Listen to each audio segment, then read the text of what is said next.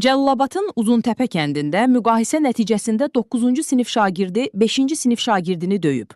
Az yaşlı evə gələrək bu barədə valideynlərinə deyib. Onun atası İlqar mübahisəni aydınlaşdırmaq məqsədi ilə 9-cu sinif şagirdinin evinə gedib və onun atası Nicat Cəbiyevlə görüşüb. Valideynlər arasında yaranan mübahisə nəticəsində Nicat özü ilə götürdüyü mətbəx bıçağı ilə İlqara çoxsaylı bıçaq zərbələri indirərək onu öldürməyə cəhd edib.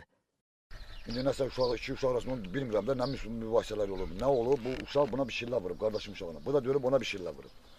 Bunu da orada heç kim məktəb rəhbərliyi, məktəb direktoru olsun, yəni heç bir müəllim bu haqda bir tədbir görməyib. Görməlidirlər ki, valideynləri çağırmalıdırlar uşaqların arasında olan mübahisələri, valideynləri barışdırmalı, tutarmalıdır. Uşaqlar gəlib də hər öz valideyninə şikayət edib. Orada da həmən o İlqar gəlib buradan qardaşımı çağırıb ki, bəs sənin uşağın belə bir hadisə edib, uşağımı döyüb, nə bilim elə. Bu da ki, olub da uşaqdır da, səhv edib, uşaqlar arasında olur. Hər söhbət olur uşaq arasında. Bu uşaq, bunun qardaşımın uşağı da böyrünə gələndə, bu uşaq deyib ki, əmi, sənin uşağın da günahda mənə belə bu nalayiq söyüş verib, təhqiredici söyüş verib uşağı, əl atıb uşağı burada yıxıb yerə, burada, düz durduğumuz yerdə. Təbibdən bildirilib ki, İlqara dəqiqləşdirilməmiş çoxsaylı açıq yaralar diaqnozu təyin edilib. Əməli törətməkdə şübhəli bilinən 40 yaşlı Nicat Cəbiyev polis əməkdaşları tərəfindən saxlanılaraq istintaqa təhvil verilib. Faktla Cəllabad rayon prokurorluğunda araşdırma aparılır.